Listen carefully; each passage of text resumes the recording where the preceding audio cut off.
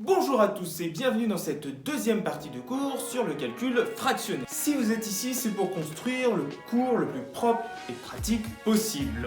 En gros, pour faciliter la compréhension et donc être au top. Le chapitre de cette semaine porte sur le calcul fractionnaire et nous allons donc expliquer une page, une idée, c'est le principe de ce cours. L'idée d'aujourd'hui, c'est d'expliquer la multiplication d'un nombre entier par une fraction, ou l'inverse, mais de multiplier ces deux choses-là. Et c'est parti!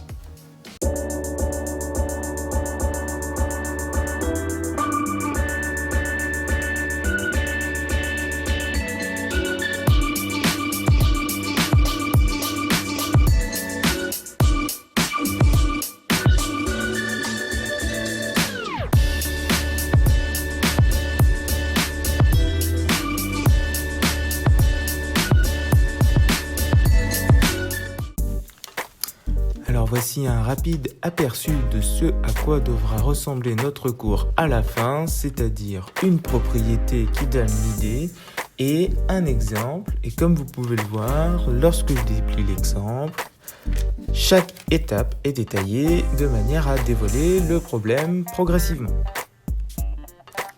Et donc, comme vous pouvez le voir, vous aurez besoin de 3 feuilles de couleurs différentes, de votre trousse et de votre matériel de géométrie et ciseaux.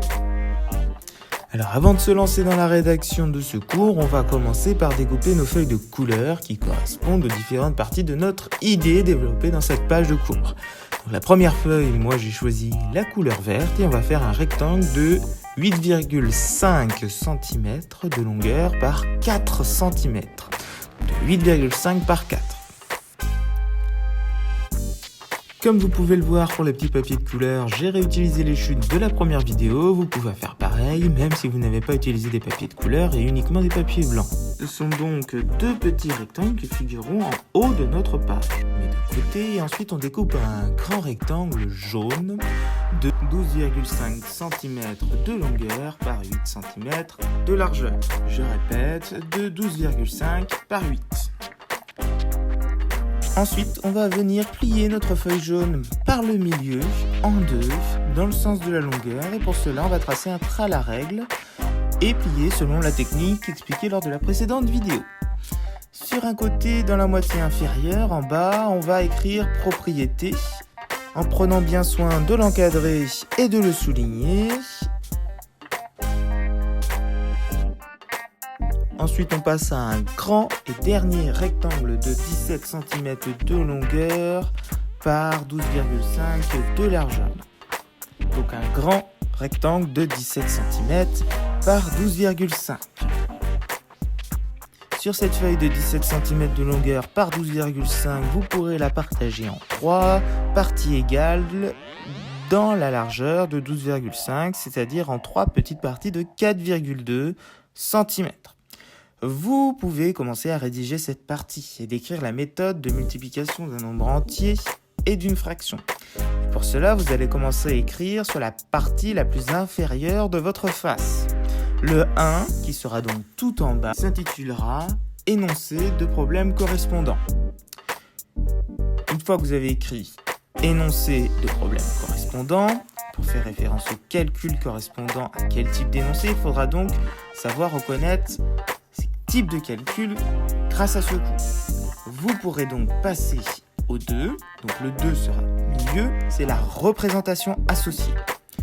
Petit 2, représentation associée, qui correspond à une compétence mathématique. On fera donc 2 représentations sur cette compétence mathématique différentes d'un même calcul. Le 3 sera donc tout en haut, c'est sens. Et on marquera en haut à gauche le sens, c'est-à-dire partie d'un nombre ou d'un groupe d'unités, et à droite, groupe de parties, de parts, de portions, etc. Dans ce 3, je souligne les mots qui me paraissent importants. Vous pouvez le faire soit maintenant, soit une fois que vous aurez compris ce qui distingue ces deux exemples, soit lors de l'explication du cours, lors de la 4e et dernière vidéo. Ensuite, on tourne notre feuille pour marquer les intitulés qui seront sur le dos et en s'arrangeant pour que le 1 soit tout en haut.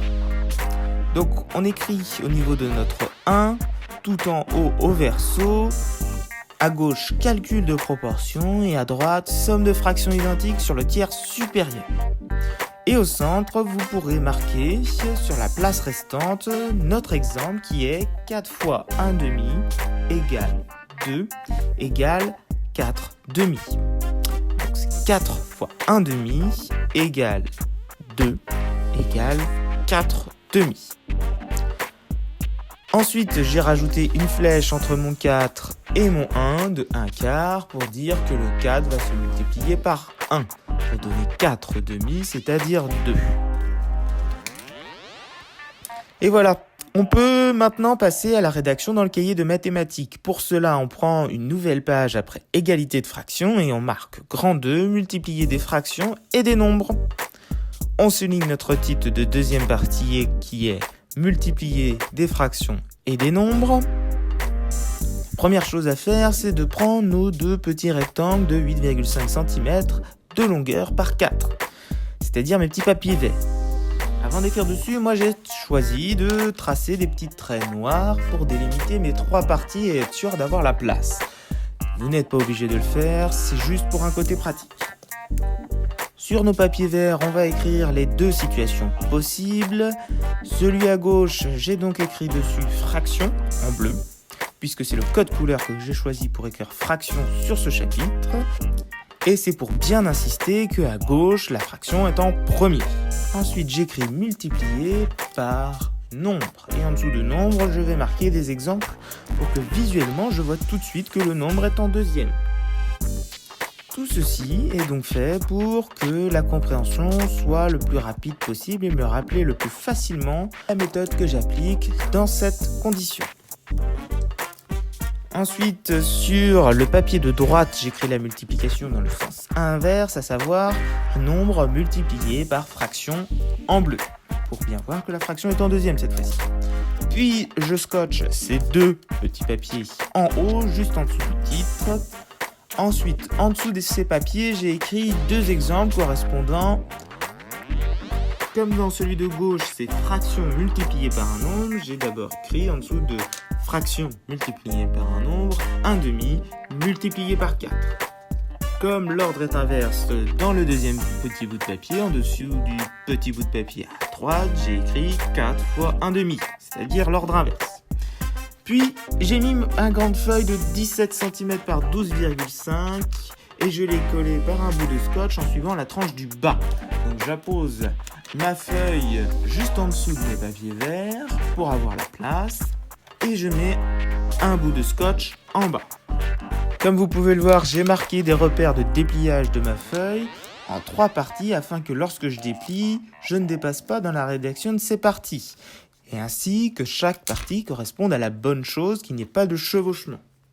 Ensuite, d'un point de vue organisation, j'ai partagé ma feuille en 2 dans le sens de la longueur, c'est-à-dire que j'ai une partie à gauche, une partie à droite. En dessous du petit 1, énoncé de problèmes correspondants. Sur la partie de gauche, c'est-à-dire en dessous de calcul de proportion, j'ai marqué le problème un renard a une part de 4 kg de fromage à manger. Mange la moitié. Je répète, un renard a une part de 4 kg de fromage à manger. Il en mange la moitié. Ensuite, sur la place qu'il me reste, je marque la question en transversale sur toute la page. Quelle masse de fromage le renard a-t-il mangé ? Enfin, à droite, sur la place qu'il reste, juste au-dessus, correspondant au petit 1, j'ai écrit le problème. À droite, un renard a 4 parts de fromage pesant chacune 1 demi-kilogramme, soit 500 grammes. Il en mange la moitié. Je répète, un renard a 4 parts de fromage pesant chacune 1 demi-kilogramme, soit 500 grammes. Il en mange la moitié. Et normalement, juste en dessous, vous avez la même question que pour la gauche. C'est-à-dire, quelle masse de fromage le renard a-t-il mangé ? En dessous du 2, j'ai fait 2 dessins bien séparés. Un à gauche avec un grand fromage de 4 kg. Je l'ai bien séparé en 2 pour dire qu'il mange la moitié. Et à droite, j'ai marqué 4 petites parts de 1 demi-kilogramme. Il en mange la moitié, il manque donc 2 parts. Ces 2 dessins m'ont permis de trouver facilement la réponse à la question posée, donc j'en profite à chaque fois pour répondre à la question en haut, en dessous de mes petits papiers verts. Enfin, en dessous de la 3e et dernière partie, sur le sens, j'ai écrit problème avec en deuxième un nombre entier qui représente ce que l'on a au départ. Et en premier, une fraction qui représente ce qui est mangé par le renard. Je répète, problème avec en premier un nombre entier qui représente ce que l'on a au départ. Et en deuxième, une fraction qui représente ce qui est mangé par le renard. Enfin, à droite, 4 petites parts de fromage pesant chacune un demi-kilogramme où vous pouvez voir ma petite technique pour dessiner des parts identiques. C'est-à-dire que j'ai dans un premier temps dessiné 4 cercles de même rayon, puis des rayons parallèles et enfin j'ai relié les extrémités de ces rayons en passant par un arc de cercle. Dans chacune de ces parts, j'ai marqué leur poids, c'est-à-dire un demi-kilogramme. J'ai choisi de noter un demi-kilogramme plutôt que 500 grammes parce que c'était plus court. Enfin, le sens correspondant à droite, qui est le sens du problème, c'est problème impliquant des parties de même taille où chaque partie représente une fraction et où l'on multiplie le nombre de parties. Je répète, problème impliquant des parties de même taille où chaque partie représente une fraction et où l'on multiplie le nombre de parties. Enfin, tout en bas, une propriété. En dépliant la propriété, j'ai d'abord marqué l'énoncé, à savoir par cœur, qui est propriété de points pour calculer le produit d'un nombre entier par une fraction. Entre parenthèses ou l'inverse, il suffit de multiplier le nombre par le numérateur et de garder le même dénominateur. En dessous, dans la moitié inférieure, vous écrivez l'égalité qui correspond à notre énoncé que l'on vient d'écrire. À savoir, pour K et D non nuls, la formule que l'on va par la suite encadrer sera donc K fois la fraction n sur D est égal à la fraction K fois n, le tout sur D. Et voilà, c'est ce que l'on obtient, c'est désormais terminé pour cette deuxième partie sur la multiplication de fractions par des nombres entiers. C'est désormais terminé, on se retrouve pour la troisième partie.